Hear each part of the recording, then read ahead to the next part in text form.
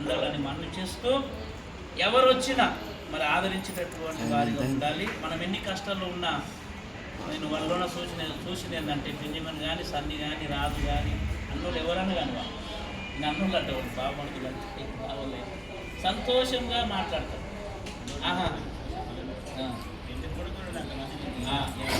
కదా ఆ చిరునవ్వు ఉండాలి. హల్లెలూయా.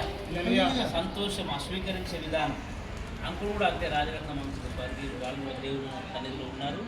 వాళ్ళు కూడా అంత పెద్ద మనిషి అయినప్పటికీ ఎవరు వచ్చినా నేను పోయినప్పుడు నాకు కూర్చోబెట్టేది, కూర్చో అని చెప్పేది. అంటే ఆ ప్రేమ అభిమానం వాళ్ళలో ఉంది. వాళ్ళకు వచ్చినటువంటి కోడలు కూడా అట్లే వచ్చింది. అది చాలా సంతోషం. నేను ఇంటివానిగా చెప్తున్నా. ఎందుకంటే ప్రతి ఒక్కరు కూడా అటువంటి ప్రేమ. చలివేంద్రం పలిపోతే ఎప్పుడు బొగాన్లు అవిని కొట్లాడుకుంటూ ఉంటాయి. నిజం, గంటలు బొగాన్లకు యారళ్ళకు వాళ్ళకే పడుతుంది. నేను అప్పుడప్పుడు ఆలోచన చేసి చూసుకుని ఉంటా. గమ్ము పిచ్చోడులాగా నన్ను చూస్తే పిచ్చోడు అనుకుంటా. చాలా మంది ఫాస్ట్లు అనుకోరు, నీకు తెలుస్తలేదు. ఎందుకంటే గమ్ముకుంటారు అంతే. పెద్ద హైలైట్ చేసుకుంటారు బోగస్ లైట్ లాగా. అన్నీ గమనించినప్పుడు అత్తమ్మ కానీ మీరు అందరు కుటుంబం అంతా మాకు చాలా సంతోషం.